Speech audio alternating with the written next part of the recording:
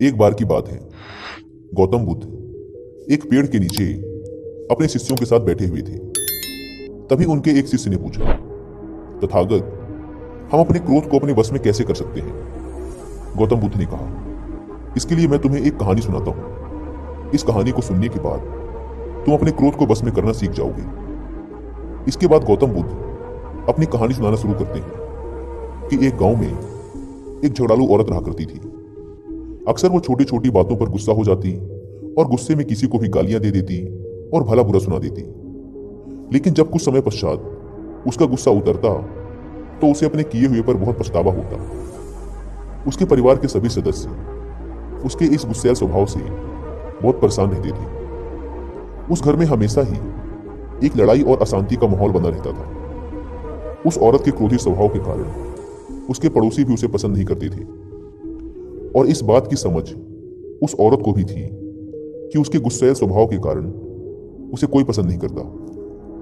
लेकिन चाह कर भी गुस्सा आने पर वह अपने आप को अपशब्द बोलने से रोक नहीं पाती थी। एक दिन एक साधु उस स्त्री के दरवाजे पर भिक्षा मांगने आते हैं। साधु को भिक्षा देने के बाद वह स्त्री बड़े ही मायूस मन से अपनी यह परेशानी उस साधु महाराज को बताती है।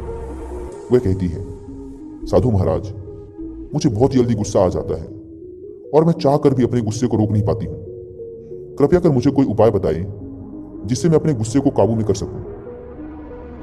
वह साधु महाराज उस स्त्री की बात को बड़े ध्यान से सुनते हैं और फिर कुछ क्षण तक सोचने के बाद अपने झोले में से दवा से भरी एक बोतल निकालकर उस स्त्री को देते हैं और कहते हैं, मेरी बात को ध्यान से सुनो। यह क्रोध को वश में करने की सबसे अचूक दवा है। अब से जब भी तुम्हें क्रोध आए और किसी को कुछ अपशब्द कहने का मन करे तो अपनी जीभ पर इस दवा की 4 बूंदें डाल लेना और कम से कम 10 मिनट तक अपने मुंह को बंद रखना। अगर तुमने 10 मिनट से पहले मुंह खोल लिया तो फिर इस दवा का कोई महत्व नहीं रहेगा और यह अपना प्रभाव नहीं दिखा पाएगी। यह कहकर वह साधु महाराज वहां से चले जाते हैं और इसके बाद से वह स्त्री साधु के बताए अनुसार दवा का उपयोग करना शुरू कर देती है।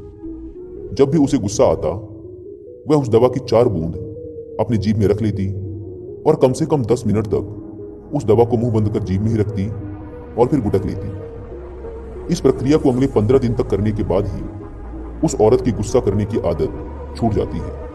और फिर 1 महीने बाद जब वह साधु महाराज दोबारा उसके दरवाजे पर भिक्षा लेने आते हैं तो वह दौड़ी दौड़ी उन साधु महाराज के पैर पकड़ लेती है और कहती है, महाराज, आपकी दवा ने तो मुझ पर जादू कर दिया। आपकी दवा के प्रभाव के कारण अब मुझे बात बात पर गुस्सा नहीं आता और अब मेरे घर परिवार में भी शांति का वातावरण रहता है। अब मैं बहुत खुश हूं महाराज। उस स्त्री के मुंह से यह शब्द सुनकर वह साधु महाराज मुस्कुराते हैं और कहते हैं, बेटी, उस बोतल में तो क्रोध की कोई दवा थी ही नहीं, बल्कि वह बोतल तो सिर्फ पानी से भरी हुई थी। तुमने अपने गुस्से पर काबू उस दवा की वजह से नहीं बल्कि चुप रहने की वजह से पाया है। इसके बाद गौतम बुद्ध चुप हो जाते हैं और फिर थोड़ा रुककर कहते हैं, गुस्से पर काबू केवल चुप रहकर ही पाया जा सकता है, क्योंकि गुस्से में इंसान अपने मुंह से अपशब्द उगलता है जो नए नए झगड़े और परेशानियों को जन्म देते हैं। इसलिए क्रोध के वक्त मौन धारण कर लेना ही क्रोध को बस में करने का एकमात्र तरीका है। दोस्तों, हम हमारी लाइफ में भी कितनी छोटी छोटी बातों पर गुस्सा हो जाते हैं, अपना आपा खो बैठते हैं और फिर बाद में हम पछताते हैं कि काश गुस्सा ना किया होता। जब एक इंसान गुस्से में होता है तब उसका दिमाग काम करना बंद कर देता है, सिर्फ उसका मुंह बोल रहा होता है। और फिर कई बार गुस्से में इंसान ऐसे शब्द बोल देता है जिनका उन्हें जिंदगी भर पछतावा रहता है। कई बार कुछ मिनटों के गुस्से के बस में आकर एक इंसान न केवल मेंटल वायलेंस करता है बल्कि वह कई बार डेंजरस फिजिकल वायलेंस भी कर बैठता है, फिर जिसका परिणाम उसे अपनी पूरी जिंदगी भर भुगतना पड़ता है, जबकि गुस्सा तो केवल कुछ मिनटों के लिए था। अगर हम गुस्से के उन कुछ पलों पर शांत रह पाए तो हम अपनी लाइफ की बहुत सी लड़ाई झगड़ों और प्रॉब्लम को शुरू होने से पहले ही खत्म कर सकते हैं। इसलिए अब जब भी अगली बार गुस्सा आए तो दिमाग को शांत रखते हुए उस दवाई के कुछ बूंद अपने मुंह के अंदर डालिए और कुछ समय तक अपना मुंह बंद रखिए और आप आने वाली कई समस्याओं से बच जाएंगे।